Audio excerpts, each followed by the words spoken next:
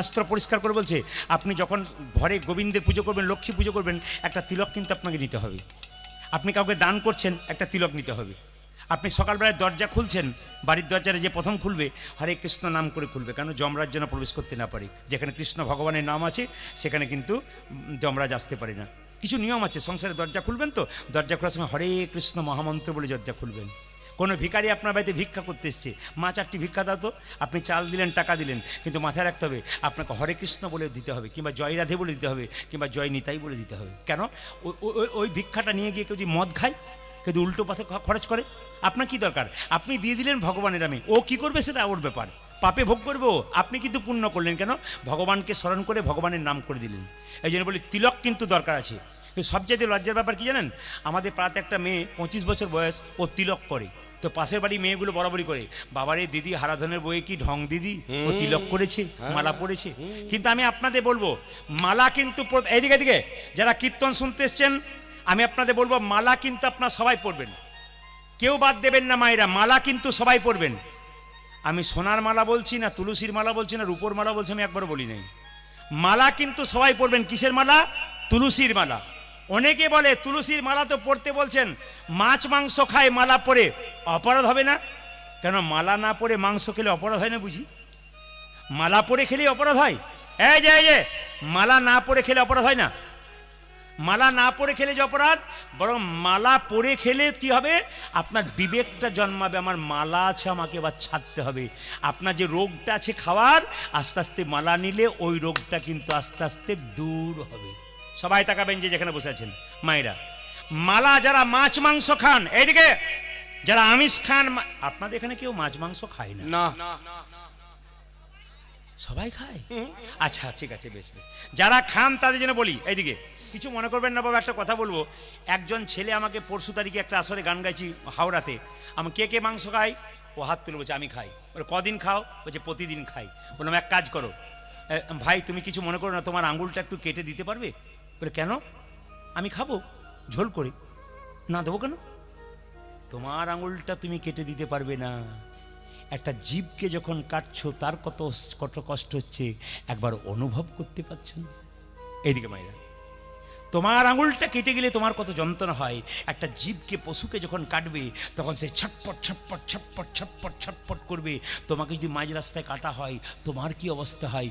ও পশু, ও প্রতিবাদ করতে পারে না, ও পাখি, ও প্রতিবাদ করতে পারে না বলে ওকে কাটছো। ও কিন্তু কাটার সময় যখন শ্বাস বেরিয়ে যাচ্ছে, মায়েরা যখন জীবন বেরিয়ে যাচ্ছে, যে খাবে তাকে অভিশাপ দিয়ে যাচ্ছে, যে কাটছে তাকে অভিশাপ দিয়ে যাচ্ছে। আমরা তো অভিশাপ কুড়িয়ে নিচ্ছি। এইদিকে এদিকে কিছু মনে করবেন না। অনুকূল ঠাকুর বলেছেন, যে যত ভোগী সে তত রোগী, আর যে যত ত্যাগী সে তত নিরোগী। এই জগতে যে এইদিকে এইদিকে এইদিকে এই জগতে যে যত বেশি খায় সে তত তাড়াতাড়ি যায়। ভাগবত কি বলল তাকান, নিজের হাতটা মাপবেন, যদি এরকম খেতে পারেন তাহলে দাম আছে, আর নালে নিতাই গৌর হরি বলেছে। ভাগবত কি বলেছে তাকিয়ে দেখে নিন। আপনি যখন খাবেন না, আপনার এই হাতটা জঠোর, মানে পেটটার যে সাইজ, সবসময় নিজের যে যত বড় হাত তত বড় কিন্তু জঠোরের সাইজ। তো এই হাত অনুযায়ী যতটা খাবার জুটছে, খাবার ধরছে, ততটাই খাবেন। তার বেশি খেলেই কিন্তু আমরা বেশি খাই বলে তো তাড়াতাড়ি যাই। অনুকূল ঠাকুর বলেছে, যারা মাছ মাংস খায় তারা কলা গাছের মতো, হুড় হুড় করে বাড়ে, হুড় হুড় করে যায়। আর যারা নিরামিষ খায় তারা বট গাছের মতো ধীরে ধীরে বাড়ে আর বহুদিন পর্যন্ত বাঁচে। আপনাদের কাছে নিবেদন রইল, একজন সাধুকে একজন এখন একটু হাসি লাগছে, এখন দেখবো অনেকে হাসি লাগছে, বাবা তা বলে কি কাল ছেড়ে দেবো নাকি, কুটুম এসছে ছেড়ে দেবো, প্রত্যেক দিন খাবো, তুমি যতই বলো। না না, আপনি খাবেন, খান, কোনো ব্যাপার নাই। আমি বিচার করতে বললাম আপনি খাবেন কি না। আপনার আঙুলটা কেটে দেবেন কাউকে, তারপর খাবেন, দেখবেন। আপনাদের বারণ করছি না, কিন্তু আপনারা ধীরে ধীরে ছাড়বেন, চেষ্টা করবেন যতটা ছাড়তে পারেন, আপনাদের জীবন সুন্দর হবে বলে গেলাম। এবার আপনারা করবেন কি না করবেন আপনাদের বিচার রইল। এইদিকে মায়েরা, তাহলে বলছে যত বড় বড় বৈষ্ণব আছে, সাধু আছে, 100 বছর বাঁচছে, নিরামিষ খাই, অথচ শক্ত হয়ে আছে। কেন হয়ে আছে? বিখ্যাত হয়ে আছে। কেন মায়েরা? কিছু ত্যাগ করতে পেরেছে। কিছু ত্যাগ করবেন না, তা যেমন বৃহস্পতিবার দিন খেতে নাই, জন্মাষ্টমীর দিনে খেতে নাই, দুর্গাষ্টমীর দিনে খেতে নাই, বিশেষ বিশেষ দিনগুলোতে, অমাবস্যার দিন, পূর্ণিমার দিন। এখন তো অনেকে জানে না কবে অমাবস্যা ওঠে, কবে পূর্ণিমা ওঠে, যেদিন পাচ্ছে চালিয়ে দিচ্ছে। সবচাইতে দুঃখের ব্যাপার, এগুলোকে মানবেন, জীবন সুন্দর হবে। সবাই লক্ষ্য করুন মায়েরা, তিলকের কথা যখন বললাম, এই 5টা আঙ্গুলে তিলক করা যায়, সবাই তাকে নিন। এই আঙ্গুলটার নাম কি? বৃদ্ধাঙ্গুষ্টি। এই আঙ্গুলটার নাম কি? তর্জনী। এই আঙ্গুলটার নাম কি? মধ্যমা। এই আঙ্গুলটার নাম কি? অনামিকা। এই আঙ্গুলটার নাম কি? কনিষ্ঠা। ধরুন মন্দিরে ব্রাহ্মণ পুজো করছে, ধরুন পুজো করছে, আপনি গিয়ে বললেন বাবা একটা সিঁদুরে ফোঁটা দাও তো। যদি তিনি প্রকৃত ব্রাহ্মণ হন তাহলে সিঁদুরে ফোঁটা কিন্তু আপনাকে এই আঙ্গুলে দেবে। সবাই তাকান। আপনি যদি তিলক করছেন, আপনাকে কেউ জিজ্ঞেস করলো একটু তিলকের ফোঁটা দাও তো মা, তখন আপনি কোন আঙ্গুলে দেবেন? সবচাইতে নিয়ম হচ্ছে, শাস্ত্র বলছে এই আঙ্গুলে দেবেন। যদি এই আঙ্গুল ছাড়া অন্য আঙ্গুলে দেন তাহলে ভুল করছেন। আর কোন আঙ্গুলে মায়েরা এই আঙ্গুলটা কখন দেবেন? বলছে যদি আপনার বাড়িতে কেউ মারা গেছে কিংবা পাশের বাড়িতে মারা গেছে, মৃত ব্যক্তির কপালে একটু তিলক দিতে হয়।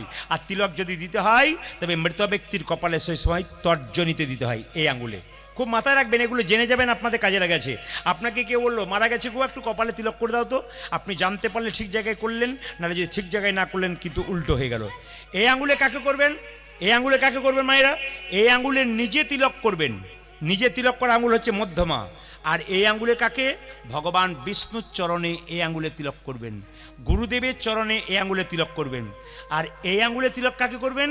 ভাইয়ের কপালে দিলাম ফোঁটা, জমের দুয়ারে পড়ল কাটা, যমুনা দে জমকে ফোঁটা, আর আমি দিই আমার ভাইকে ফোঁটা। তাই আপনাদের কাছে নিবেদন রইল, প্রত্যেকটা আঙ্গুলের কিন্তু দেখবেন এই আঙ্গুলটা ভগবান বিষ্ণুকে বাতাসা দেবেন, এই আঙ্গুল টাচ থাকবে। তুলসী পত্র দেবেন, এই আঙ্গুল টাচ থাকবে। ফুল দেবেন, এই আঙ্গুল টাচ থাকবে। এগুলো কিছু জেনে যেতে হয়, দেখবেন জীবনে লাভ আছে। তো তিলক কিন্তু প্রত্যেক, হ্যাঁ অনেকে বলবেন তিলক যে করব লোকে ঠাট্টা করবে, কিছু দরকার নেই। আপনাদের সহজ পদ্ধতি বলে দিই।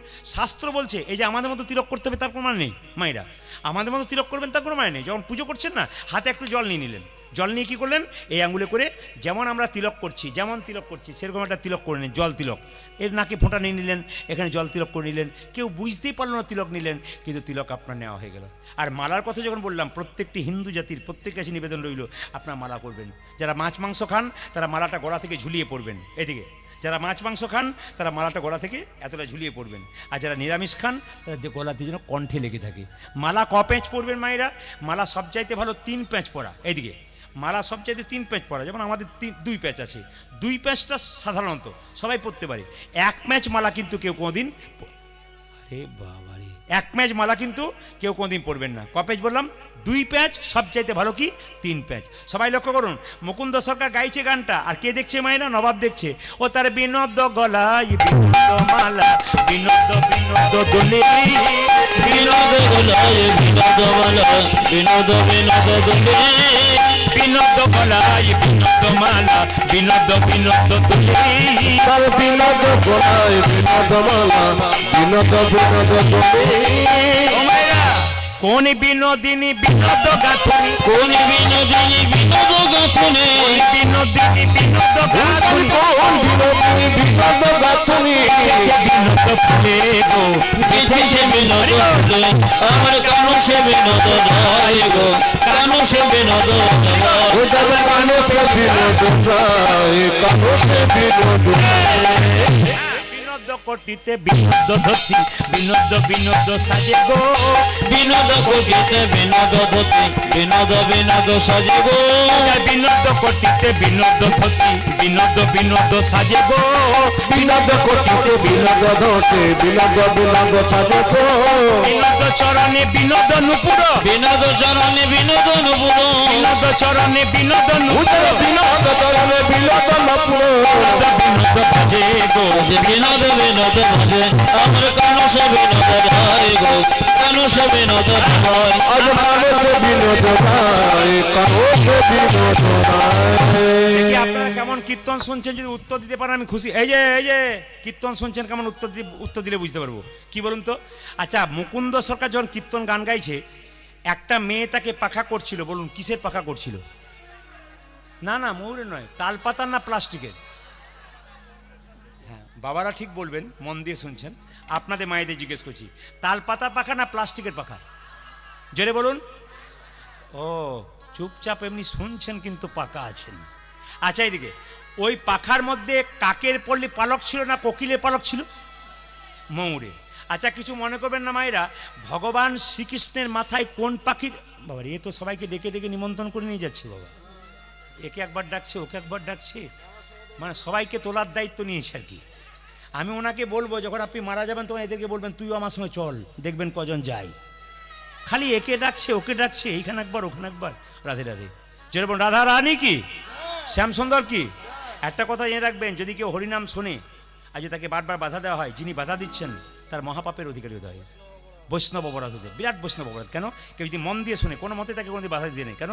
যার মন এখানে যুক্ত হয়ে গেছে তাকে একবারে তুলবেন না। যেমন অনেক দাদারা আছেন কেমন চুপচাপ বসে শুনছেন, কেন? দু একজন হয়তো পারছেন না, সবাই বসে শুনছেন, মনকে বাধা দেবেন না। যেরকম রাধা রানী কি, শ্যামসুন্দর কি, মদন মোহন কি। আচ্ছা, ভগবান শ্রীকৃষ্ণ এত পাখির পালক থাকতে ময়ূরের পালকটা নিল কেন মা? কারো জানা আছে? বলবো না, বাদ দিয়ে দেবো। আচ্ছা বলে দিই। আচ্ছা মায়েরা, রামচন্দ্র 14 বছরের জন্য বনবাসে গিয়েছিল। রাবণ যখন সীতাকে হরণ করেছিল একটা পাখি বাধা দিয়েছিল, পাখিটার নাম কি? জোরে বলুন। ঈগল পাখি, গরুর পাখি, জোরে বলুন। হ্যাঁ, বাবারা তো জানেনি, আপনাদের বলছি কোন পাখি? জটায়ু পাখি। আচ্ছা, যখন বাধা দিতে গেল মা রাবণ, তখন ডানা কি করলো? জোরে বলুন। কেটে দিল। এইদিকে রাবণ যখন ডানাটা কেটে দিল, এই দেখেন, যখনই কেটে দিল সঙ্গে সঙ্গে ছটপট ছটপট ছটপট ছটপট করছে। রামচন্দ্র এসে বলছে, এই যে জটায়ু, আমি আমার মাকে বাঁচাতে পারলাম না প্রভু, আমি অনেক চেষ্টা করলাম। জটায়ু, তোমাকে দেখে মনে হচ্ছে তুমি আর বাঁচবে না, তুমি মারা যাবে। জটায়ু বলল, প্রভু আমি যখন মারা যাব আমাকে আশীর্বাদ করো যেন জন্মে জন্মে তোমার সঙ্গ লাভ করতে পারি। ভগবান বললেন, এ জন্মে তো হলো না জটায়ু, আগামী দাপর আমি যখন কৃষ্ণ হব তুমি হবে ময়ূর পাখি, তোমার পালকটা আমি মাথায় গ্রহণ করব। আচ্ছা মায়েরা তাকান, এ যদি সত্যি কৃষ্ণের ছবি দেখেছেন তাহলে একবার বলুন তো মন দিয়ে। বলে কি এরা মা মেয়ে বটে নাকি আপনারা? মা মেয়ে? আমার খালি খারাপ লাগছে কি বলতো, সবাই কীর্তন শুনছে আর মা একবার মেয়ের গালে চুমু দিয়ে কি যে বলছে কে জানে। শুনতে দিন শুনতে দিন শুনতে। যে রাধা রানী কি, শ্যামসুন্দর কি। আচ্ছা মায়েরা, ময়ূরের পালকটা যে রয়েছে কিছু মনে করবেন না, ময়ূরের পালকটা ভগবান নিলেন। আচ্ছা বলুন তো, ময়ূরের পালকটা বাম দিকে হেলে থাকে, সোজা থাকে না ডান দিকে থাকে? জোরে বলুন। কোন দিকে থাকে? ডান দিকে? বাম দিকে? আচ্ছা, প্রশ্ন হয় না যে বাঁ দিকে হেলে থাকে কেন, সোজা রইল না কেন, ডান দিকে রইল না কেন? তত্ত্বটি ভালো করে শুনবেন। একটা বাড়িতে অনেকগুলো মেয়ে থাকলে ঝগড়া হয় কি নিয়ে? কাজ কাজ করে। এই তুই টিভি দেখবি আর আমি কাজ করে করে মরবো, ঝগড়া হয় না? ভগবানের শরীরে যারা আছে তাদের মধ্যে ঝগড়া হচ্ছে।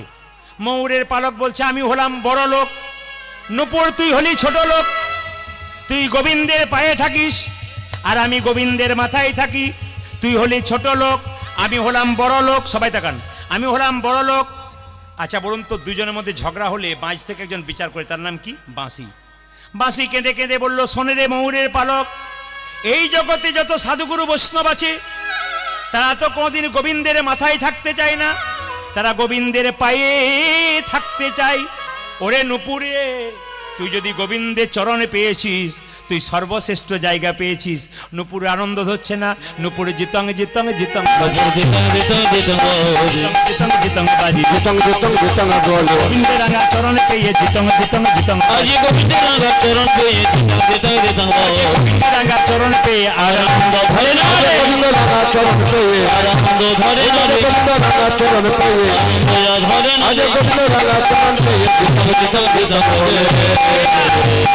সবাই তাকান। ময়ূর পুচ্ছ তখন কেঁদে কেঁদে বলল, নুপুর আমার অহংকার ভেঙে গেল। গোবিন্দ যখন প্রতিদিন গোচারণে যায়, তুই তো প্রতিদিন গোবিন্দের চরণের ধুলো মাখতে পাস, আমি তো প্রতিদিন গোবিন্দের চরণের ধুলো পাই না। তবে নুপুর রে, আমার গোবিন্দ যখন গোচারণে যাবে আমি বাম দিকে হেলে থাকবো। কে বলছে? কে বলছে? ময়ূর পুচ্ছ। তুই কি করবি জানিস? তুই দিবি দিবি ধুলা উড়াইয়ে দিন তাই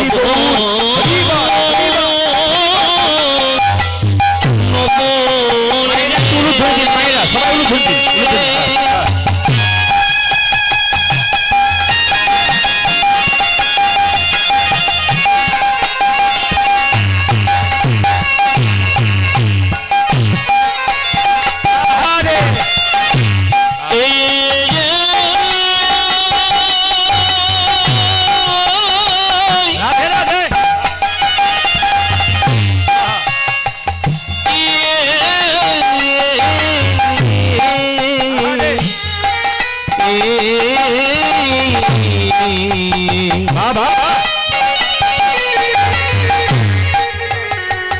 কতই দেবে দেবে ধরা উদয় দেবী আমি মাথা পেতে ধারণ করব দেবে দেবে ধুলা রায় দিবি আমি মাথা পেতে ধারণ করব দিবি দিবি ধুলা রায় দিবি মাথা পেতে ধারণ করব মাথা পেতে ধারণ করব দিবি ধুলা রায় দিবি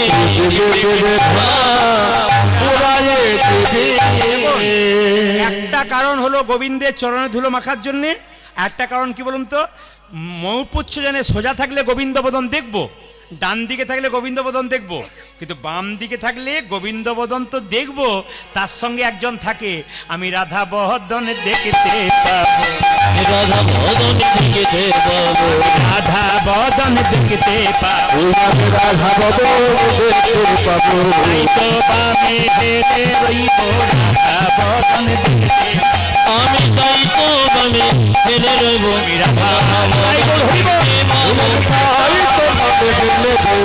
রাধা বদন দেখতে পাবো আমি রাধা বদন দেখতে পাবো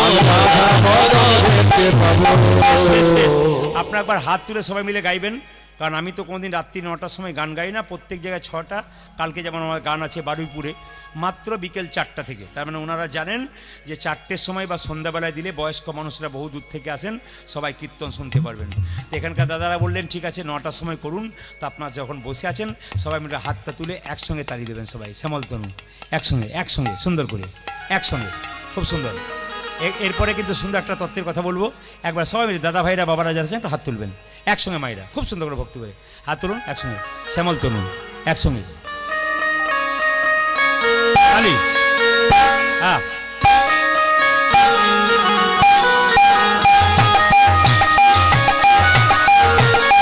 ধ্বনি সবাই মিলে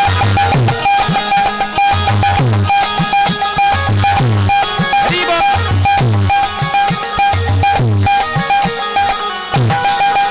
হরি বল।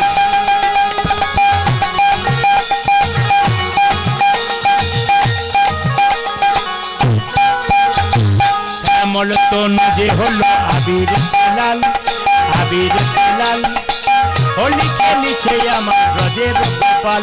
ধ্বনি শ্যামল তনু যে হলো আবির কিনার, আবির কিনার হোলি খেলেছে আমার ব্রজের গোপাল। ভালো ভালো ভালো। এত দাঁড়ান দাঁড়ান, এত রাত্রিতে এত সুন্দর তালি, এত সুন্দর উলু, ধন্যবাদ জানালাম আপনাদেরকে। হাত তুলে শ্যামল তনু যে হলো আবিরতে ডাল, আবিরতে ডাল হোলি খেলিছে আমার ব্রজের গোপাল। শ্যামল তনু যে হলো আবির কিনার, আবির কিনার হোলি খেলেছে আমার ব্রজের গোপাল। যে সাথে লইয়ে শ্রীরাম সদা যত না কথা, ওহো সাথী লই সাথী লই সাথী লই শ্রীরাম সদা যত না রাখো। তবে আপনারা কিছু মনে করবেন না, আমার যতগুলো আসর আপনারা ইউটিউবের মাধ্যমে দেখবেন ক্যামেরাতে, প্রতিটি আসরে মোটামুটি 30 থেকে 35-40 হাজার মানুষ হয় প্রতিটি আসরে।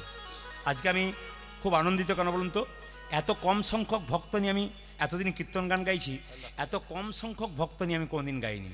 কালকে ক্যামেরাম্যানরা বোধহয় কোথায় ছিল সোনাখালীতে, হ্যাঁ এরা দেখেছে একবার আসর পরিপূর্ণ থই থই করছে, কত ভক্ত জায়গা পায়নি, অত বড় আসর, প্রচুর লোক ঢুকতে পারেনি, পালিয়ে গেছে।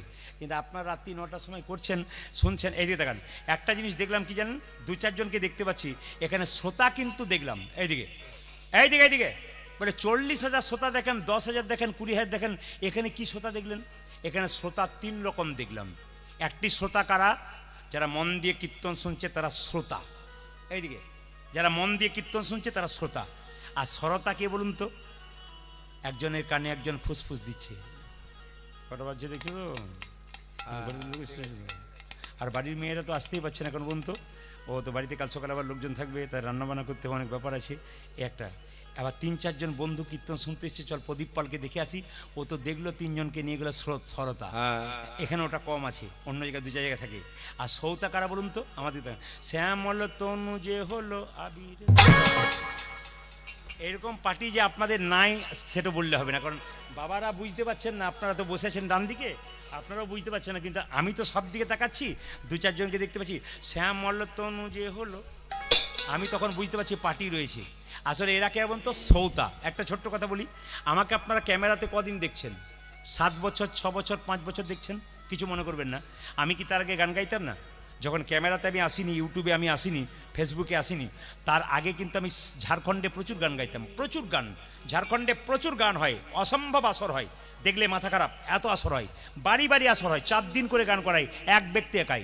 কোনো মাস্টারমশাই 10,000 লোকের সেবা করাচ্ছে, কিন্তু একজনই কীর্তন করাচ্ছে, অবাক হয়ে যাবেন। ঝাড়খণ্ডে প্রচুর গান হয়।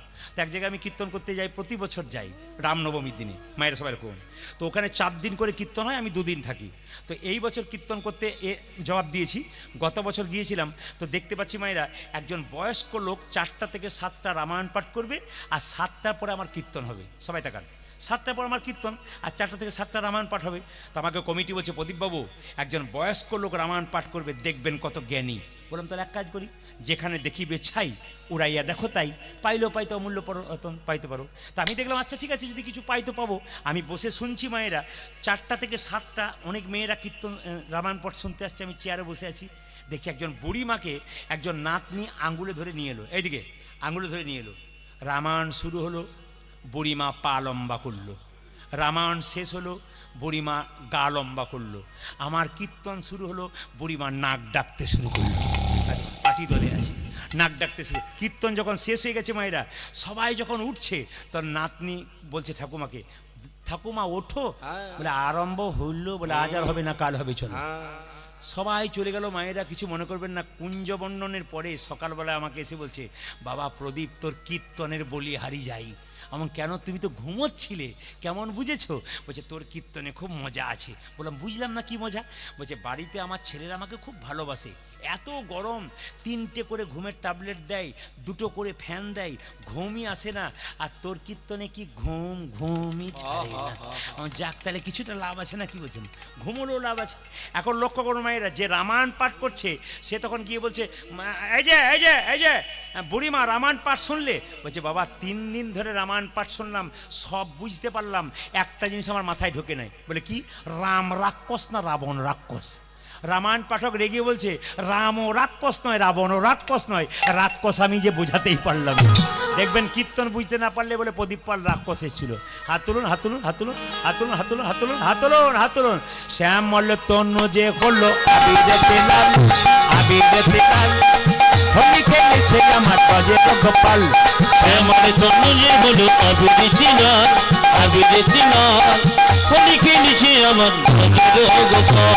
সাথে লইয়া শ্রীরাম সদা যত না রাখার, হাতে লইয়া সুদাম সুদাম যত না রাখার, সাথে লইয়া, সাথে লইয়া, সাথে লইয়া, সাথে লইয়া শ্রীরাম সদা যত না রাখার। এগো সাথে লইয়া, আহা সাথে লইয়া, আহা সাথে লইয়া শ্রীরাম সুদাম যত না রাখার, সাথে লইয়া শ্রীরাম সদা যত না রাখার। উঠে যে খাতে লইয়া সুদাম সুদাম যত না রাখার। হোলি খেলেছে আমার বাজে গোপাল।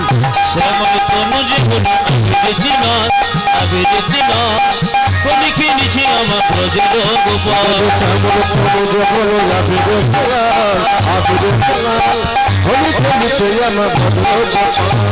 রাধারে দেবে বলে ধরিল ফুটকারি, ধরিল ফুটকারি, লাল রঙে রাঙাইল নীল রঙ। ওই রাধারে দেবে বলে ধরিল ফুটকারি, ধরিল ফুটকারি, লাল রঙে রাঙাইল নীল মধুসারি। ওরে রাধারে দেবে বলে ধরিল ফুটকারি, ধরিল ফুটকারি, লাল রঙে রাঙাইল নীল রঙের শাড়ি। রাধারে দেবে বলে ধরিল ফুটকারি, ধরিল ফুটকারি, লাল রঙে রাঙাইল নীল। রাধা বলে রং দিও না দোহাই নন্দলাল, রাধা বলে রং দিও না দোহাই নন্দলাল, রাধা বলে রং দিও না দোহাই নন্দলাল। রাধা বলে রং দিও না দোহাই নন্দলাল। হোলি খেলেছে আমার বাজে গোপাল। ধরি শ্যামল তনু যে হলো, আবিরেতে লাল, আবিরেতে লাল, হোলি খেলেছে আমার বাজে গোপাল। শ্যামল তনু যে হলো, হোলি খেলেছে আমার বাজে গোপাল। শ্যামল তনু যে হলো, আবিরেতে লাল, হোলি খেলেছে আমার বাজে গোপাল। শ্যামল তনু যে হলো, আবিরেতে লাল, হোলি খেলেছে আমার বাজে গোপাল। রাধা রানী কি। বাহ, শ্যাম সুন্দর কি, জয় মদন মোহন কি, জয় যাদের ঘুম আসছে তাদের কি, দেখলাম পরীক্ষা করে একবার যেরকম রাধা রানী কি, শ্যাম সুন্দর কি। বাবা যারা জ্ঞানী মানুষ এসছেন একবার মন দিয়ে শুনবেন। টাকার ওপরে একজন মহাপুরুষের ছবি থাকে, মহাপুরুষটার নাম কি জোরে বলুন। টাকার ওপরে একজন মহাপুরুষের ছবি থাকে, নামটা কি? মহাত্মা গান্ধী। আচ্ছা ওনাকে শুধু ছবিতে দেখছেন, ওনার গুণ শুনেছেন? উনি কত বড় পণ্ডিত, কত বড় জ্ঞানী, কত বড় স্বাস্থ্যকার একবার দেখেছেন? সবাই তাকান। যাকে দেখছেন টাকার ওপরে যার ছবি মহাত্মা গান্ধী, উনি সকালবেলায় ঘুম থেকে উঠে স্নান করে গীতা পড়তেন।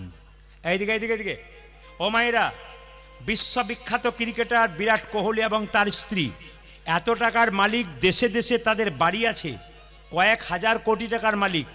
সেই দুটো মানুষ বৃন্দাবনে প্রেমানন্দ মহারাজের চরণে পড়ে আছে। আমরা একটা চাকরি পেয়ে গেলে বাবারে কি অহংকার, আমাদের পা মাটিতে পড়ে না, নিজেকে হনুমান মনে করি, পাহাড় তুলে চলে নিয়ে চলে আসবো।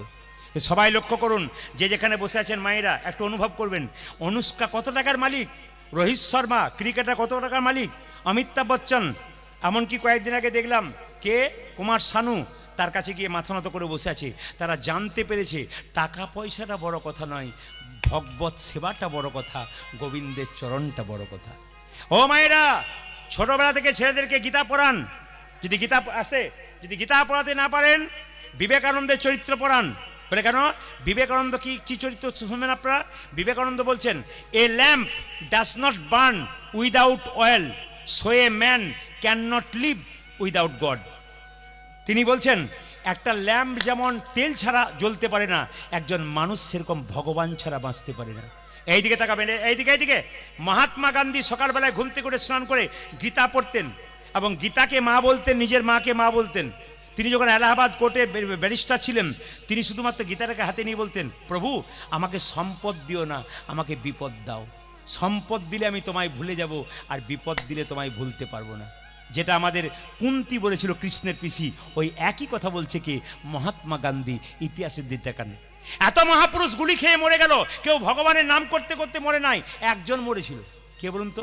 মহাত্মা গান্ধী। যখন নাথুরাম গডসে গুলি দিয়েছিল তার বুকে, পরপর দুটো কি বলে মরেছিল?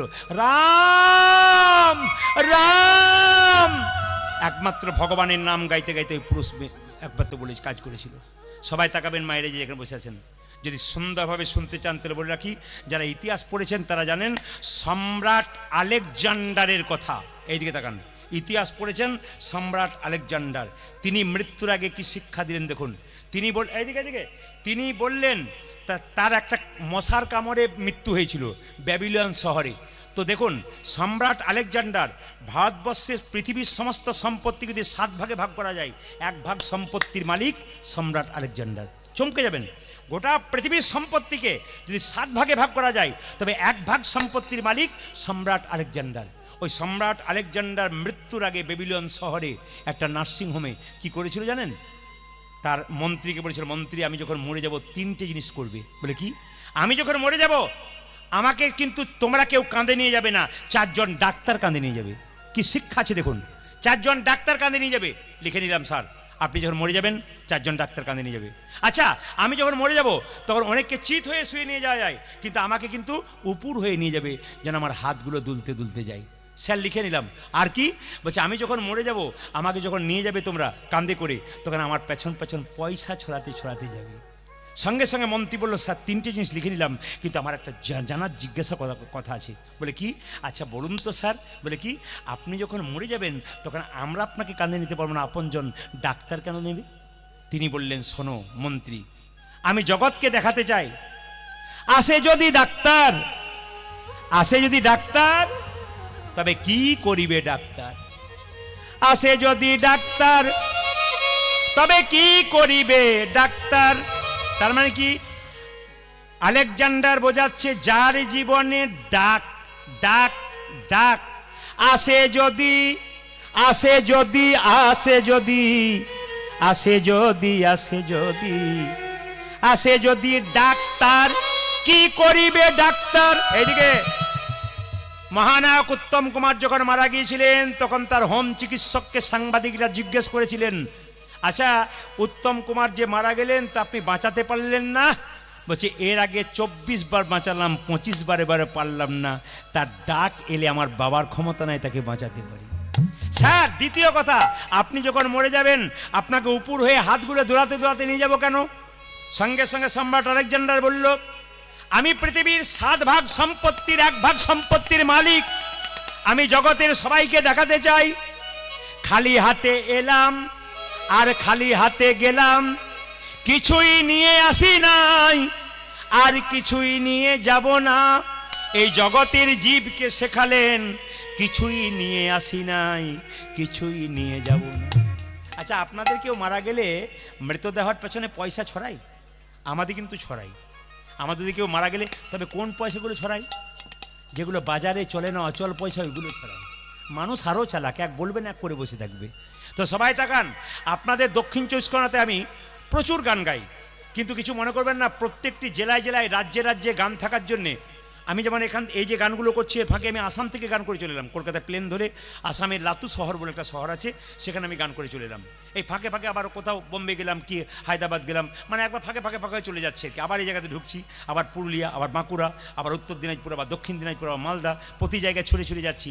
তো সবাই লক্ষ্য করুন, আপনাদেরকে এখানে কীর্তন খোলা বলে একটা শ্মশান ঘাট আছে, যেরকম হ্যাঁ নাইনি, ওখানে একটা মুড়ির দোকান আছে, কিন্তু এরা কিন্তু ওখানে মুড়ি খেতে খুব ভালোবাসে, চাও খায়।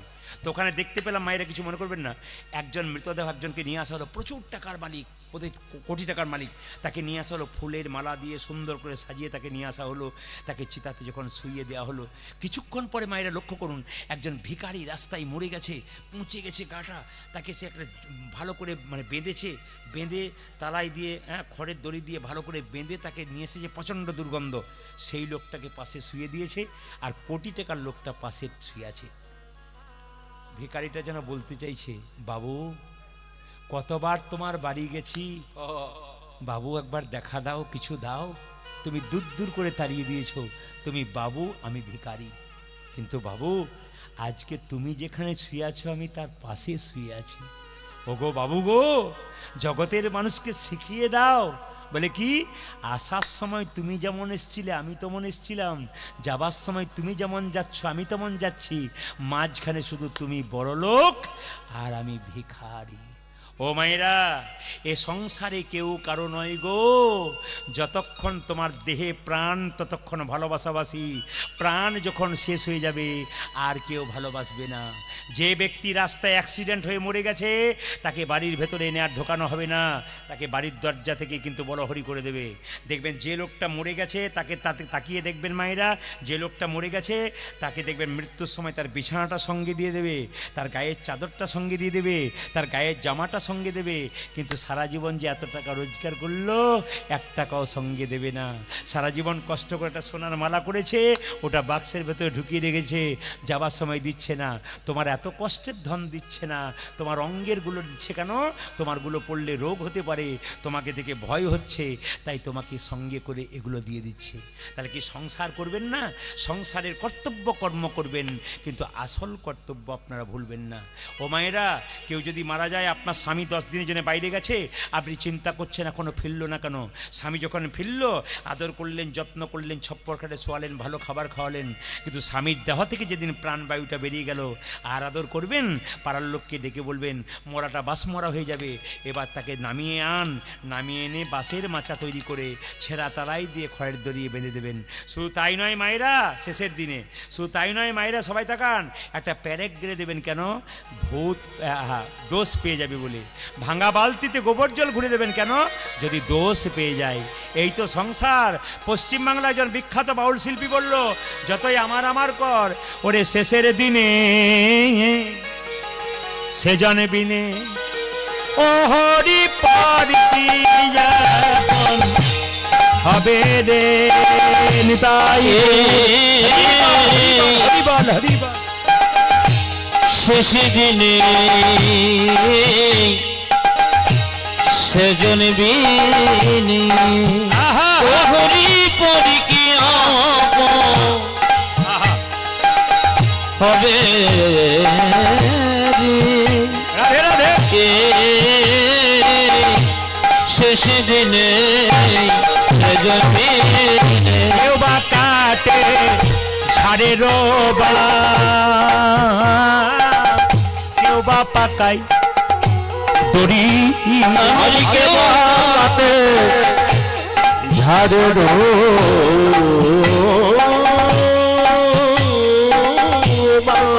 হরি বল হরি বল। কেউ বা পাকায় দড়ি। মায়েরা, এই গানটার মধ্যে কত বাস্তব ছবি আছে দেখুন। কেউ বা কাটে ঝাড়ে রোবা, কেউ বা পাকায় দড়ি রে। আমার কেউ কাটে ঝাড়ে রোবা,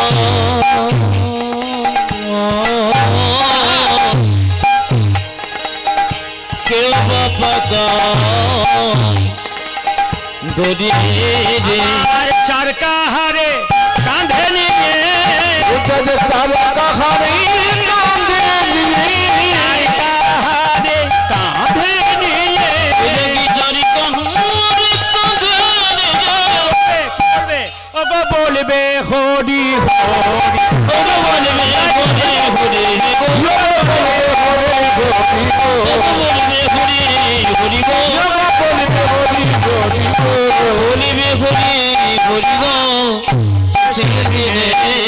সেজনে একটা সুন্দর কথা আছে, বলছে যদি কেউ মারা যায় পৃথিবীতে সবাই দু চার দিনের জন্য কাঁদে, একজন সারা জীবনের জন্য কাঁদে। কে বলুন তো, জোরে বলুন তো, জোরে বলুন, কে কাঁদে সারা জীবন? কে কাঁদে? মা কাঁদিবে বাবা বাছা, অগ্নি কাঁদে ভাই, আমার মন কাঁদিবে আরে বাবা বাছা, ভগ্নি কাঁদে ভাই। এইদিকে এইদিকে। যদি ছেলে চলে যায় মায়ের কাছ থেকে, মা কিন্তু সারা জীবন কাঁদে। তার প্রমাণ দেবো, জীবন্ত প্রমাণ। আমি ধানবাদে 1 বছর আগে একটা বাড়িতে আমার বাসা ছিল, গান হচ্ছে, সবাই শুনবেন মায়েরা। তো দেখতে পেলাম যার বাড়িতে বাসা তিনি রান্না করে আমাদের খাওয়াচ্ছেন, মায়েরা তাকান, রান্না করে খাওয়াচ্ছেন। কিন্তু আশ্চর্যের ব্যাপার, কীর্তন যখন হচ্ছে যেখানে, উনি কিন্তু যাচ্ছেন না। আমার 2 দিন কীর্তন, প্রথম দিন গেল না, ভাবলাম ঘরটা আগলে আছে। দ্বিতীয় দিন দেখছি উনি দরজার সামনে বসে বসে কাঁদছেন, কিন্তু কীর্তন শুনতে যান না। আমি বললাম, মা তোমাকে কেউ কিছু বলেছে তুমি কাঁদছো? বলছে, না বাবা, আমি কীর্তন শুনতে কোনো বছর যাই না। বলে কেন? না, যে জায়গাতে কীর্তন হচ্ছে ওখানটা পুরাতন দেওয়াল ছিল। আমার 2টো মাত্র ছেলে, এই যে বড় ছেলে দেখতে পাচ্ছ, ছোটটা দেখতে পাচ্ছ না, ও তখন 5 বছর বয়স, ওখানে খেলা করছিল। ওই পাঁচিরটা চাপা দিয়ে ওই ছেলেটা আমার মরে গেছে। আর যখন থেকে মরে গেছে তখন থেকে ওই রাস্তা দিয়ে আমি পেরোই না, ওইখানটা আমি দেখতে পারি না। আমার বড় কষ্ট হয়, হরিনাম দিলেও আমি ওখানে যেতে পারি না। কেন? আমার ছেলে যে ওইখানটাতে মারা গেছে, কত দেওয়াল চাপা পড়ে কত কষ্ট করে আমার ছেলের প্রাণটা বেরিয়েছে, ওই জায়গাতে আমি মা হয়ে যাব কি করে? মায়ের মতো আপন কেউ হয় না, যার মা কাঁদে তার জগৎ কাঁদে। সবাই শুনবেন, এই জগতে মায়ের মতো কেউ হয় না।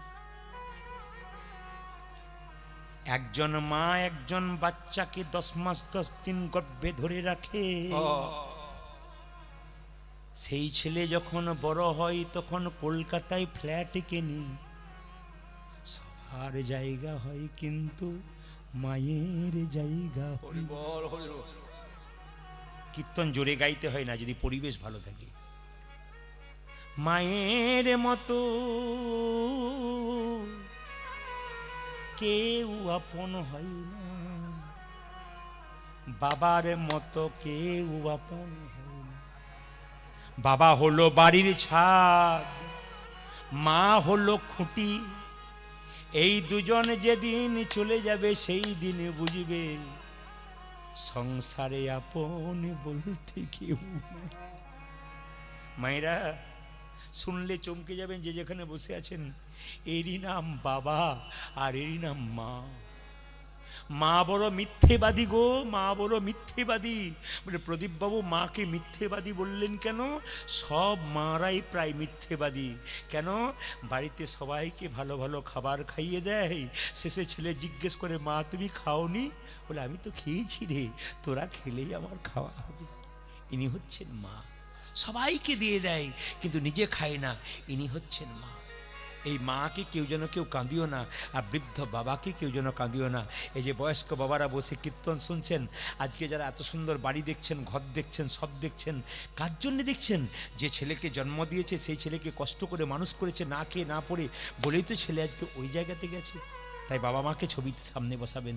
আমি আপনার ভগবান শ্রীকৃষ্ণ নিজের মুখে বলেছে, কাকে কাকে নিজের মুখে বলেছে মায়েরা? সুদামাকে বলছে, সুদামা এই জগতে 3 রকমের গুরু আছে। প্রথম গুরু পিতা মাতা। বলে কেন? যার বাড়িতে বাবা কাঁদে, মা কাঁদে, সে আমাকে পায় না। যদি বাবা মা কেঁদে কেঁদে বেড়ায়, খাবার জন্য কেঁদে কেঁদে বেড়ায়, আর সেই ছেলে যদি আমার নাম করে করে নাচে, ওর কোনো লাভ হবে না। আগে ওর বাবা মাকে দেখতে হবে। আমি আপনাদের বলতে চাই মায়েরা, দুর্গা অষ্টমীর দিনে যখন মা দুর্গাকে পুজো দেন উপবাস করে, আর নিজের মা বাবা একটা জামা পায়নি, একটু খাবার খায়নি, মা দুর্গা যেন বলতে চাইছে, মাটির প্রতিমা পুজিস রে তুই, আগে ঘরের জীবন্ত বাবা মাকে পুজো কর। এই জীবন্ত বাবা মাকে যদি পুজো করতে পারেন, তবে কীর্তন শুনে লাভ আছে। আর জীবন্ত বাবা মাকে যে অবজ্ঞা করে আপনি কীর্তন শুনছেন, হাততালি দিচ্ছেন, আপনার কোনো লাভ নেই। কেন? আপনি যদি কাউকে কাঁদান, বৃদ্ধ বৃদ্ধাকে, আপনি তৈরি হয়ে থাকুন, আপনার যখন বয়স হবে তখন আপনিও কিন্তু কাঁদতে কাঁদতে নিতাই গৌর হরি বল হয়ে যাবেন। তাই বলছে, তত্ত্ব বলছে, ওগো মা কাঁদিবে বাবা বাছা, অগ্নি কাঁদে ভাই রে, আমায় মা কাঁদিবে বাবা বাছা, ভগ্নি কাঁদে ভাই রে, আর ঘরে রো মনি কাঁদে, ঘরে রো মনি কাঁদে,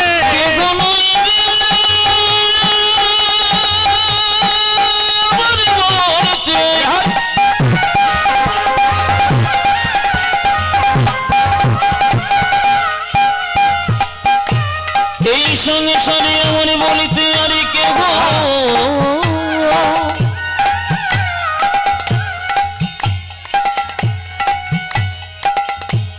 আর কেহ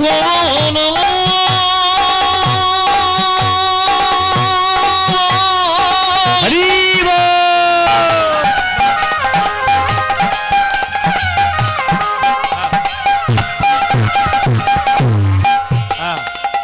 আমার বলিতে আর কেহ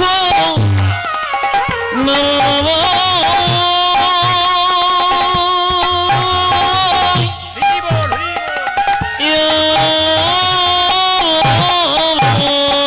ঘরের মনে কাঁদে।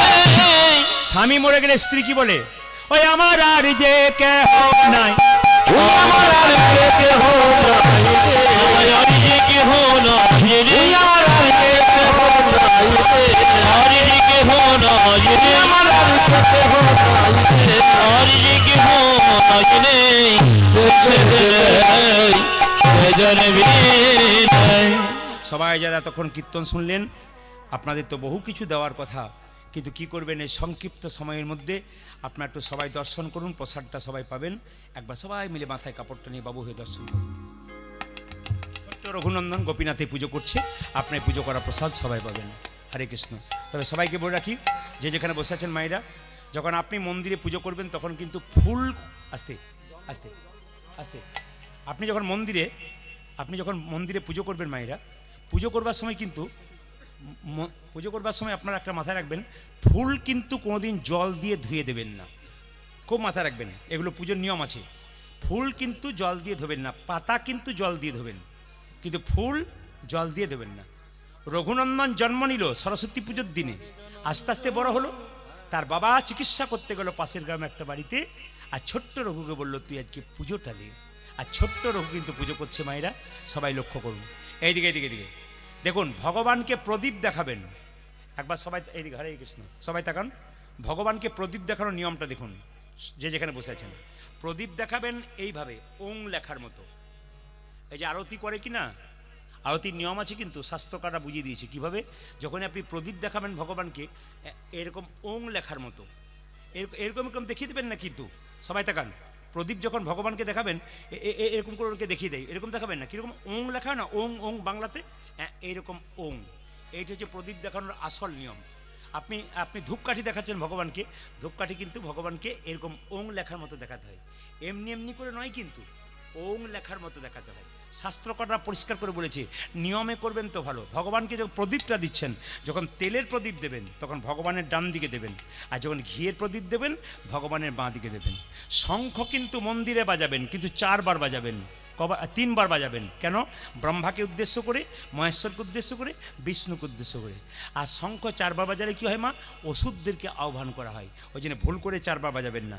শঙ্খ বাড়িতে দুটো রাখবেন, একটা জলশঙ্খ, একটা বাদ্যশঙ্খ। যে শঙ্খটা বাজানো হয় ওটা এঁঠো করে, ওটা কিন্তু মন্দিরে একবার ভেতরে গোবিন্দের সামনে রাখতে নাই, একটু সরে রাখতে হয়। দেখবেন বাড়িতে যতক্ষণ জল থাকে মায়েরা চাপা কলে জল আনতে যান, যেটা বলুন হ্যাঁ না, যখন জল শেষ হয় তখন চাপা কলে যায়। দেখবেন শরীরে যখন রক্তের গরম থাকে, অহংকার থাকে, প্রতাপ থাকে, কেউ গোবিন্দকে ভজন করতে চায় না। যখনই শেষ হয়ে যায় তখন গোবিন্দের কাছে যাই। ভগবান বলছে নিশ্চয়ই বিপদে পড়েছিস? বলছে হ্যাঁ প্রভু বিপদে পড়েছি। কি বিপদ? লক্ষ শূন্য লক্ষ বাসনা ছুটিছে গভীর আঁধারে, জানি না কখন ডুবে যাবে কোন অকুল গরল পাথারে। তুমি লক্ষ শূন্য লক্ষ বাসনা ছুটিছে গভীর অন্ধকারে, জানি না কখন ডুবে যাবে কোন অকুল গরল পাথারে। কথার কি মানে দেখুন, রজনীকান্ত সেনের লেখা লক্ষ শূন্য লক্ষ বাসনা। আমি বলে দিই, ধরুন আপনারা হিরণ্ময়পুর থেকে বাঁশিরাম বাজার যাচ্ছেন, এইদিকে মাঝ রাস্তায় একটা শিবের মন্দির দেখতে পেলেন। ধরুন মায়েরা মন্দির দেখলেন, আপনারা মন্দির দেখলেন, আর মন্দিরে ঢুকে প্রণাম করে কি বললেন? ঠাকুর মেয়ের বিয়েটা দিয়ে দাও, ছেলের চাকরিটা দাও, আমার একটা গাড়ি করে দাও, একটা বাড়ি করে দাও। লক্ষ লক্ষ বাসনা দাও দাও দাও, কিন্তু মন্দির ফেটে যে বাবার মাথায় জল পড়ছে এই দিকে লক্ষ্য নাই। যে মালিকের অধীনে আপনি চাকরি করবেন, মালিক কি শুধু আপনার কথা ভাববে? আপনি কি মালিকের কথা ভাববেন না? তাই যার অধীনে আপনারা আছেন আপনি কি তার কথা ভাববেন না, শুধু কি তিনি আপনার কথা ভাববেন? এই জন্য বারবার বলবো, কি সুন্দর বলছে দেখুন, যে লক্ষ্য শূন্য, তোমার প্রতি লক্ষ্য নাই। মন্দিরে এসে তোমার মন্দিরে জল পড়ছে না, মন্দিরে রং হয় নাই, এইদিকে তাকাচ্ছি না, তোমার কাছে লক্ষ লক্ষ বাসনা। লক্ষ্য আর লক্ষ্য বানানে তফাৎ। লক্ষ শূন্য লক্ষ বাসনা ছুটিছে গভীর আঁধারে, জানি না কখন ডুবে যাবে কোন অকুল গরল পাথারে। আজ লক্ষ শূন্য লক্ষ বাসনা ছুটিছে গভীর আঁধারে, বাবা জানি না কখন ডুবে যাবে পর অকুল গরল পাথারে।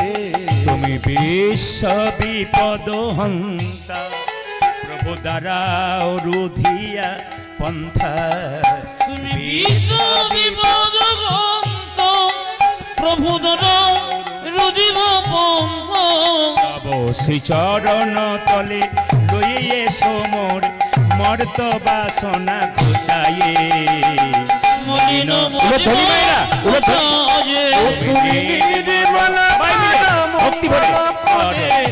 মলিন মরিম মুছায়ে, মন করো মঙ্গল করে, মলিন মরিম মুছায়ে। ভগবান ভগবান বলছে তুই আসতে, ভগবান বলছে তুই যে আমাকে বাবা বললি, সত্যি তুমি বিশ্ব পিতা, সকলের বাবা। কেমন বাবা বলে দিই, আরেকবার বলে দিই।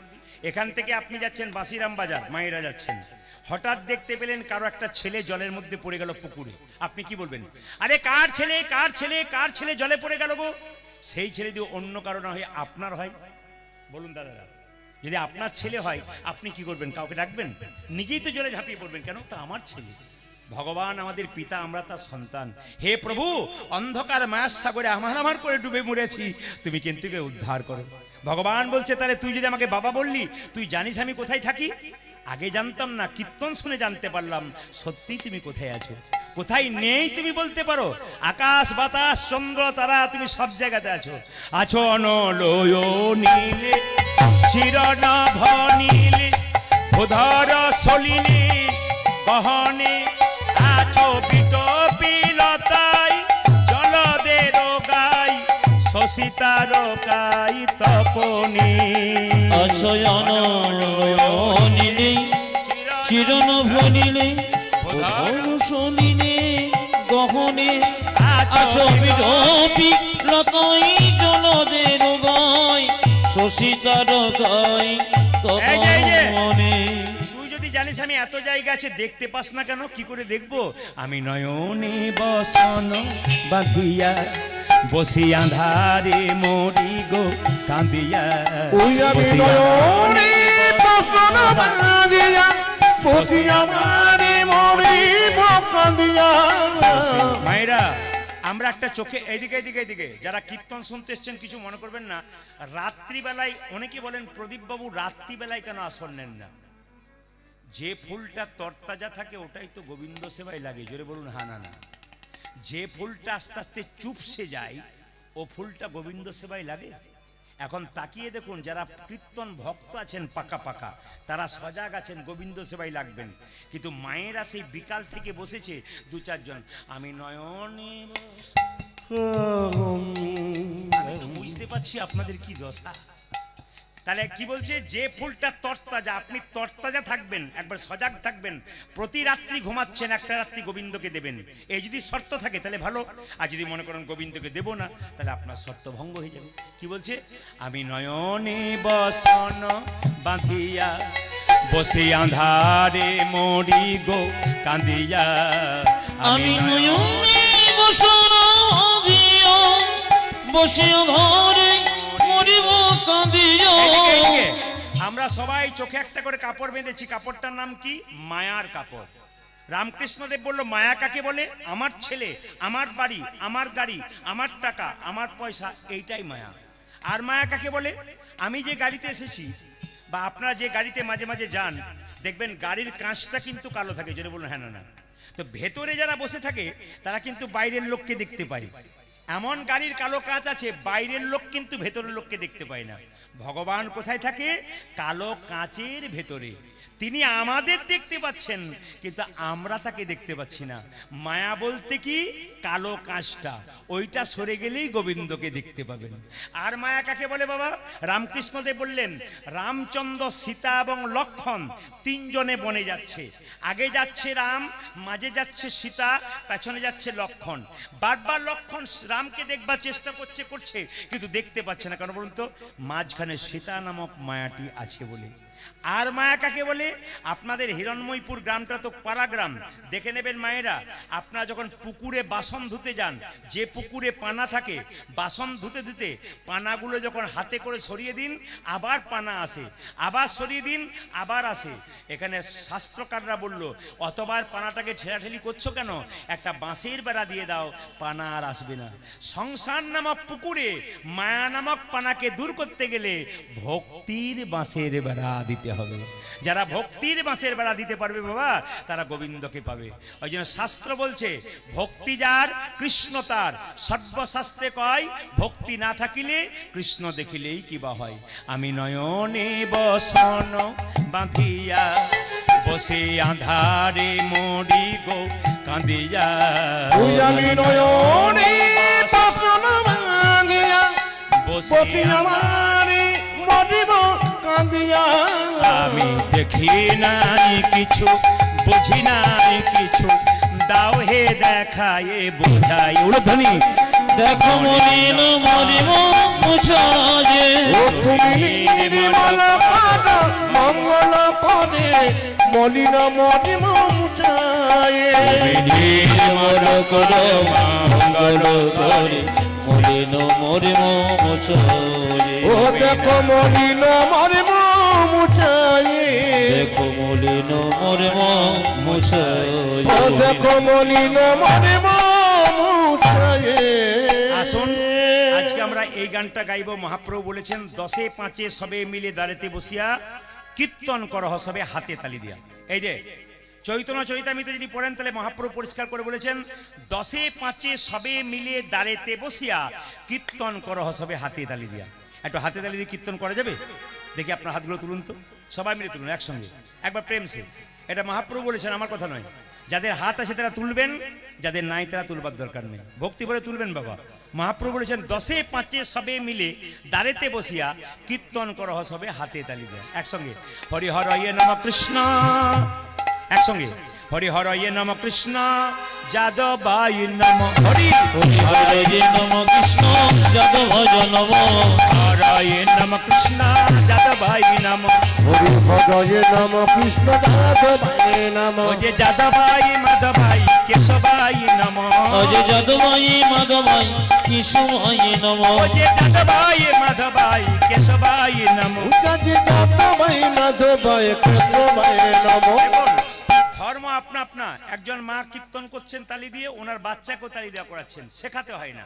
আবার দেখুন 3 বন্ধু কীর্তন শুনছে, তার মধ্যে 2 বন্ধু দিব্যি তালি দিচ্ছে আর 1 বন্ধু দিব্যি হাত গুটিয়ে বসে আছে। তার মানে কি, একজন দেখাচ্ছে যে করো, কিন্তু আরেকজন করছে না। কেন? এগুলো কি বলুন তো, গৌর গোবিন্দের কৃপা। পূর্বজন্মে যাদের ভালো কর্ম ছিল তারা হাততালি দিয়ে কীর্তন করবেন, আর যাদের কর্ম ছিল না তারা কিন্তু আম পাকতে এসছে। মানে কিরকম পাকা বলে দিই, মালদা জেলায় আমাদের প্রচুর গান হয়, যদি কোনদিন মালদা যান প্রচুর আম হয় ওখানে। তো ওখানে কি হয় দেখবেন, কিছু কিছু আম গাছে ধরার পরে ঝরে যায়, কিছু কিছু পাখিতে খেয়ে নেয়, আবার কিছু কিছু দেখবেন আধ কাঁচা আধ পাকা অবস্থায় ছেলেরা পেরে খেয়ে নেয়, আর কিছু কিছু আম দেখবেন পাকা অবস্থায় যখন গাছে থাকে ওগুলো গোবিন্দ সেবায় লাগে, ভক্তের সেবায় লাগে। আর কিছু কিছু আম দেখবেন মালদার লোক কি করে, পাকবার আগেই গ্যাস দিয়ে পাকায় বাড়িতে। কেন? ওরা কিন্তু গ্যাসে পাকছে, পরে সেবায় লাগবে। যারা তালি দিচ্ছে না তারা এখানে এসছেন মানে গ্যাসে পাকছেন, পরে কাজে লাগবে নাকি। তো গ্যাসে নয়, সবাই মিলে হাততালি দিন একসঙ্গে। হরি হরয়ে নম কৃষ্ণ যাদবায় নম হরি হরে নম কৃষ্ণ যাদবায় নম আরেকটা দেখবেন কীর্তনে আসরে, কিছু মনে করবেন না, আপনারা একটু লক্ষ্য করবেন সবাই, আমরা জুতো বা চটি পায়ের নিচে রাখি, জোরে বলুন হ্যাঁ না রাখি তো। কীর্তনে আসরে বুঝবেন যে জুতোকে কত সম্মান দেওয়া হয়, দেখে নেবেন আপনারা। কেউ কেউ দেখবেন জুতোকে পেটে করে নিয়ে যাচ্ছে, কেউ কেউ দেখবেন কাঁধে করে নিয়ে যাচ্ছে। জুতোকে কি সম্মান কীর্তনে দেখতে পাবেন। হাত তুলুন। হরি হরয়ে নম কৃষ্ণ যাদবায় নম হরি হরে নম কৃষ্ণ যাদবায় নম যাদবায় মাধবাই কেশবায় নম উদাজি যাদবায় মাধবায় কৃষ্ণবায় নম ও যে যাদবায় মাধবাই কেশবায় নম হই হই যাদবায় মাধবায় কেশবায় নম গোপাল গোবিন্দ রাম শ্রী মধুসূদন উদাজি গোপাল গোবিন্দ রাম শ্রী মধুসূদন ও যে গোপাল গোবিন্দ রাম শ্রী মধুসূদন যে গোপালী গোবিন্দ রামে শ্রী মধুসূদন গিরিধারী গোপীনাথী মদন উদাজি গিরিধারী গোপীনাথ মদন মোহন ও যে গিরিধারী গোপীনাথী মদন আজ গিরিধারী গোপীনাথ মদন মোহন হ্যাঁ হ্যাঁ, এই গানটা গাইতে গাইতে আপনাদের একটা তত্ত্ব কথা বলে যাই। সন্ধ্যাবেলায় 3টে কাজ করবেন না। এইদিকে এইদিকে, যখন সন্ধে দেয় মায়েরা প্রদীপ দেয় বাড়িতে, যম সংহিতা, বইটার নাম হচ্ছে যম সংহিতা। যারা বইপত্র পড়াশোনা করেন তাদের বলে গেলাম, সন্ধ্যাবেলায় 3টে কাজ করবেন না। ও মায়েরা, দাদা ভাইরা যারা আছেন বাড়িতে শিক্ষা দিতে পারবেন। সন্ধ্যাবেলায় 3টে কাজ করবেন না। কি কি? সবাই তাকান। প্রথম কাজ কি? সন্ধ্যাবেলায় খেতে নাই, সন্ধ্যাবেলায় শুতে নাই, মানে ঘুমোতে নাই, আর সন্ধ্যাবেলায় স্বামী স্ত্রীর সঙ্গ করতে নাই। এ বইটার নাম বলে দিলাম, যদি যারা বইপত্র পড়েন, ক্যামেরা হচ্ছে, ইউটিউবের মাধ্যমে শুনতে পাবেন। কি বললাম? যম সংহিতা। বইটাতে পরিষ্কার করে বলছে কি, যে সন্ধ্যাবেলায় খেতে নাই, সন্ধ্যাবেলায় ঘুমোতে নাই, আর সন্ধ্যাবেলায় স্বামী স্ত্রীর সঙ্গ করতে নাই। করলে কি হয় একটা একটা করে বুঝিয়ে দিই। যম সংহিতা বলছে, অনেক মায়েরা আমাদের দিকে দেখেছি, আমরা যখন ছোট ছিলাম সন্ধ্যাবেলায় বলতাম, মা খেতে দাও, খেতে, এই চুপ কর, সন্ধ্যাটা পেরিয়ে যাক তারপর খাবি। মানে আগেকার মানুষরা কিন্তু সন্ধ্যাবেলা খেতে দেয় না। যদি আপনি অসুস্থ থাকেন তবে ঘুমাবেন, যদি আপনি অসুস্থ থাকেন তবে খাবেন, কিন্তু সুস্থ মানুষের জন্য বলছে সন্ধ্যাবেলায় খেতে নেই। খেলে কি হয়? শরীরের মধ্যে রোগ বৃদ্ধি হয়। আজ আমরা আইন মানি না, নিয়ম মানি না, শাস্ত্র মানি না, উল্টো পাল্টা কাজ করি বলে আমরা এত রোগে ভুগি। কিছু নিয়ম আছে শাস্ত্রের, এগুলো মানলে জীবন সুন্দর হবে। তাই বললাম সন্ধ্যাবেলায় খেলে কি হয় মা? সবাই তাকান। রোগ বৃদ্ধি হয়। আর সন্ধ্যাবেলায় কেউ যদি ঘুমোয়, সন্ধ্যাবেলায় যদি ঘুমোয় তাহলে কি হয়? তার দারিদ্রতা বৃদ্ধি হয়। বারবার বললাম, সন্ধ্যাবেলায় ঘুমোলে কি হয়? দারিদ্রতা বৃদ্ধি হয়। এইবার 3 নম্বর, সন্ধ্যাবেলায় স্বামী স্ত্রীর সঙ্গ করতে নেই। কেন বলুন তো? কশ্যপ মুনির 2টো স্ত্রী ছিল, একটা দিতি একটা অদিতি। একজনের গর্ভ থেকে জন্ম নিয়েছিল দেব সন্তান, আর একজনের গর্ভ থেকে জন্ম নিয়েছিল অসুর সন্তান। কেন? একজন সন্ধ্যাবেলায় স্বামীকে নিয়ে বিছানায় গিয়েছিল বলে অসুর সন্তানের জন্ম দিয়েছিল, আর একজন নিজে আইন নিষ্ঠা সহকারে সংসার চালনা করেছিলেন, উনি দেব সন্তানের জন্ম দিয়েছিলেন। ওই যে সংসারে থাকতে গেলে মায়েরা ভক্তি ভরে কীর্তন শুনবেন, কিছু জানতে পারবেন। দেখবেন প্রতিটি জায়গায়, আমি তো শুধুমাত্র পশ্চিমবাংলায় নাই, পশ্চিমবাংলার বিভিন্ন জেলায় জেলায় যাই, বিভিন্ন রাজ্যে রাজ্যে আমি যাই। ইতিমধ্যে আমার 5-6টা রাজ্য ঘোরা হয়ে গেল। আগামীতে দেশ বিদেশে প্রচুর চাপ আছে, কিন্তু পশ্চিমবাংলার যত রাজ্যে যাচ্ছি দেখতে পাচ্ছি মায়েদের সংখ্যা সবচাইতে বেশি। বাবারা তো আছেনই, মায়েদের সংখ্যা সবসময় কিন্তু বেশি। কেন? মায়েরা আচার বিচারগুলো জানতে পারে, যদি জানতে পারেন আপনার লাভ আছে। আসুন আমরা গৌরচন্দ্রিকা শেষ করে দেবো এই গানটি গাইতে গাইতে।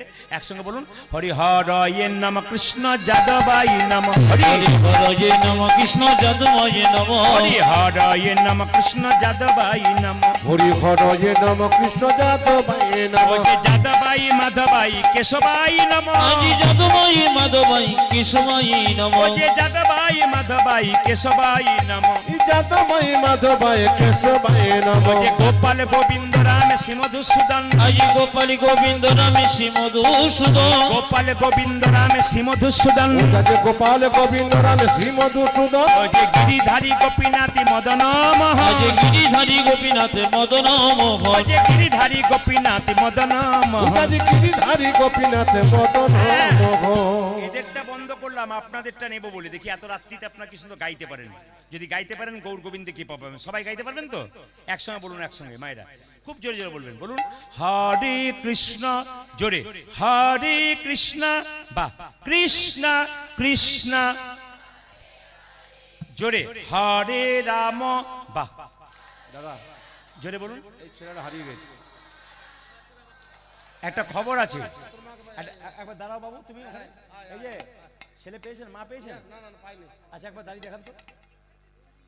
এইটুকু জায়গাতে এই বাচ্চাটা হারিয়েছে। বাচ্চাটা কিন্তু হারায় নাই, বাচ্চার মা হারিয়ে গেছে। এখন মডেলটা দেখে নেন, মডেলটা। কীর্তন শুনতে শুনতে কে আছে? বাচ্চার মা কে আছে? আপনি আছেন? ও মা কিন্তু একটা পেয়েছে ও, কিন্তু আসল মাটা কই? এই রে, এখন আবার খুব গন্ডগোলের যুগ আছে। কি করতে এসে কোন দিকে হাওয়া বইবে কেউ জানে না। এ কীর্তন শোনার নাম করে যদি নিতাই গৌর হরিবোল হয়ে যায়, এ এক কঠিন ব্যাপার। আছেন কি মা? আছেন? এই সন্তানের মা আছেন? এখনো মা নাই? তাহলে বড় গন্ডগোলই ব্যাপার আছে। সকালে খবর হয়ে যাবে বোধহয়। যেরকম রাধা রানী কি, শ্যামসুন্দর কি, আচ্ছা মা পেয়ে যাবে, মা পেয়ে যাবে। হাত তুলুন, নিয়ে চলে যাবো। 100 হাত তুলুন তো। না না, যদি মা পাই আমার দায়িত্ব রইল, আমি নিয়ে যাবো। হ্যাঁ। আমার ছেলের দরকার শোনে। হাত তুলুন একসঙ্গে, বলুন মায়েরা, হরে কৃষ্ণ, জোরে হরে কৃষ্ণ কৃষ্ণ কৃষ্ণ, জোরে হরে রাম, জোরে বাবারা বলবেন আরেকবার, হরে কৃষ্ণ, জোরে একটু জোরে, জোরে হরে রাম, বা বেশ একবার জোরে বলুন, হরে কৃষ্ণ, শেষবার হরে কৃষ্ণ, বা জোরে হরে রাম, জোরে, বাহ, দান দান দান। আগে কি আপনাদের কীর্তনের দলটল ছিল নাকি? দারুণ গাইছেন কিন্তু। এবারে এলাকায় এলে না, এদের আর আনমন আমি আপনাদের দিয়ে চালিয়ে নেব।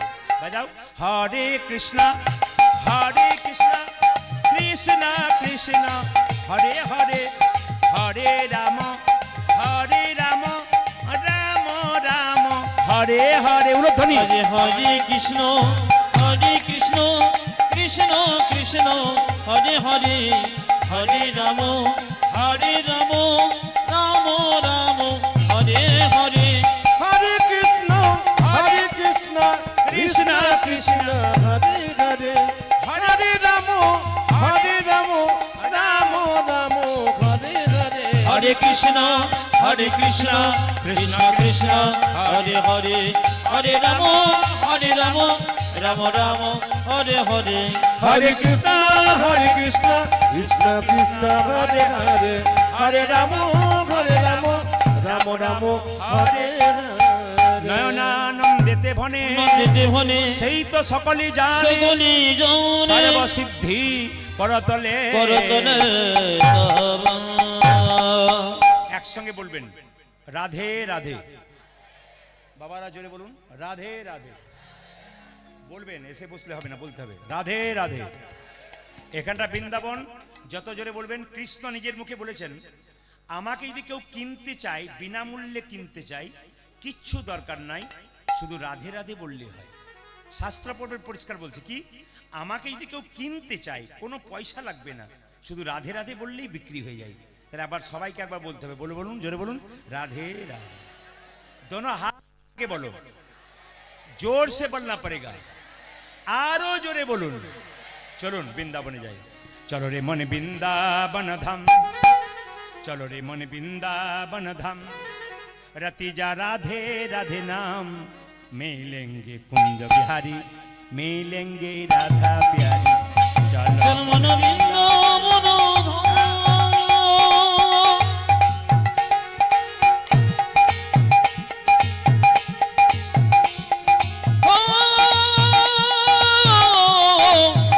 चल मन बृंदाबन धाम रतिजा राधा राधा नाम, मिलेंगे कुंज बिहारी, मिलेंगी राधा प्यारी, मिलेंगी कुंज बिहारी, मिलेंगी राधा प्यारी। চলো মন বৃন্দাবন ধাম।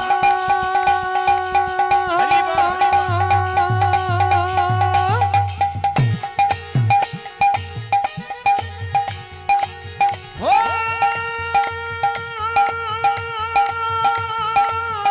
चलो मन बृंदाबन धाम नतीजा राधा राधा नाम, मिलेंगी कुंज बिहारी, मिलेंगी राधा प्यारी, मिलेंगी कुंज बिहारी, मिलेंगी राधा प्यारी। सब धाम से प्रिय वृंदावन धाम है, सबसे मीठो मधुसी राधा नाम है। সবে ধামিসি সবে ধামিসি সবে ধামিসে প্রিয় বৃন্দাবন ধাম হে। हरि बोल। সবে সে মিঠো মধুর সে রাধা নাম গে গে। सब धाम से सब धाम से सब धाम से सब धाम से प्रिय वृंदावन धाम है, सबसे मीठो मधुसी राधा नाम है। सब धाम से, ओ देखो सब धाम से, देखो सब धाम से प्रिय वृंदावन धाम है। हरि बोल हरि बोल। सबसे मीठो मधु से राधा नाम के। तेरी पूरन होगी कामरती जा राधा राधा नाम, तेरी পূরণ হোগি কামের অতিজা রাধা রাধা নাম। तेरी पूरन होगी कामरती जा राधा राधा नाम। ओ तेरी पूरन खाके काम। हरि बोल।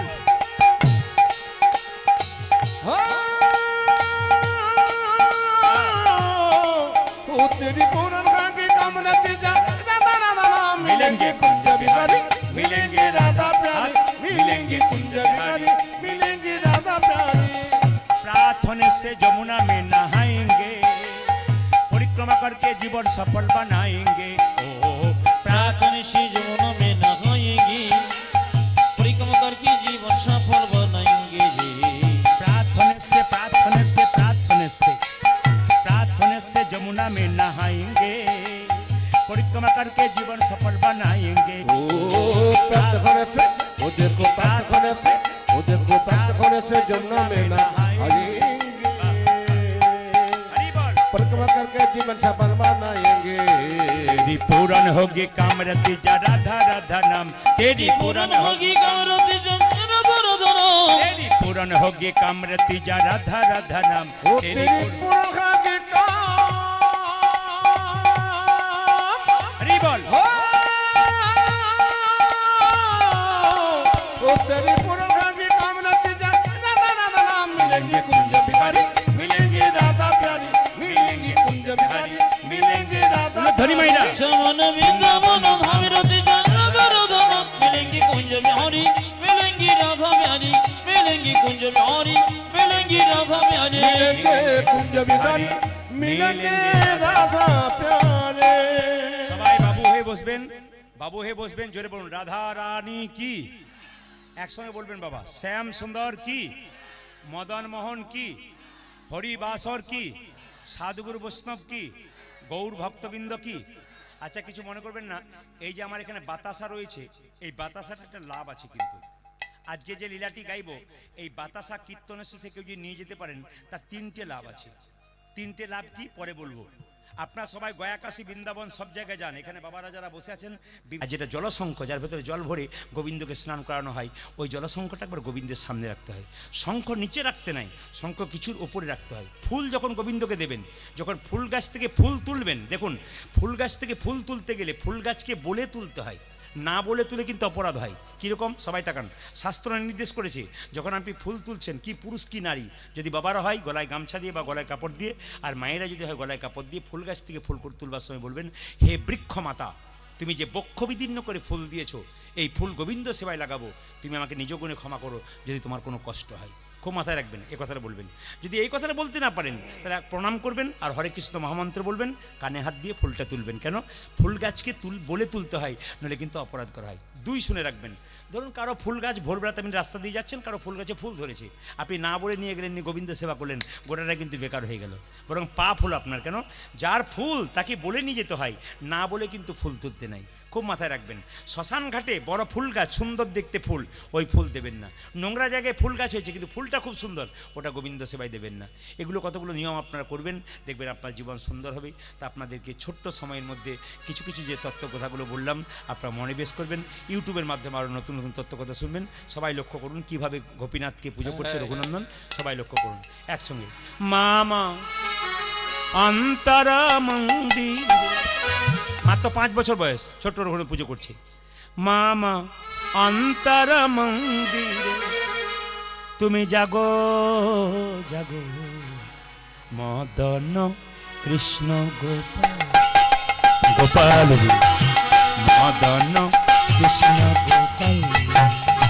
মামা অন্তর মন্দিরে জাগো জাগো, মদন কৃষ্ণ গোপাল গোপাল, মদন কৃষ্ণ গোপাল।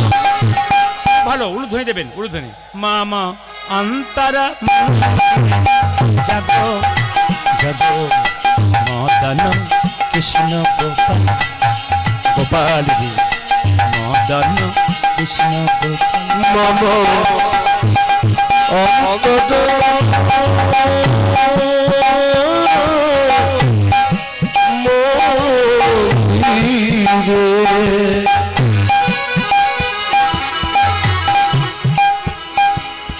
জাগো জাগো, মদন কৃষ্ণ গোপাল গোপাল, মদন কৃষ্ণ গোপাল। লয়ে রাধা বামে এসব রাজা ধামে, লয়ে রাধা বামে এসব রাজা ধাম, লয়ে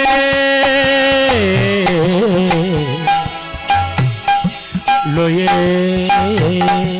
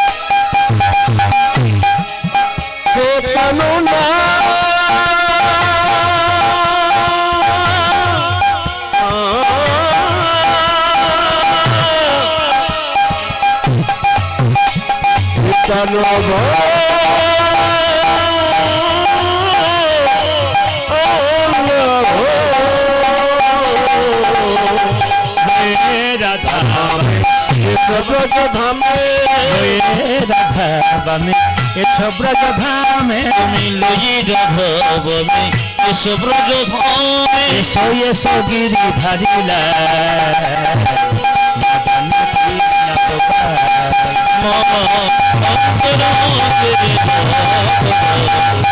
মদন কৃষ্ণ গোপাল গোপাল, মদন কৃষ্ণ গোপাল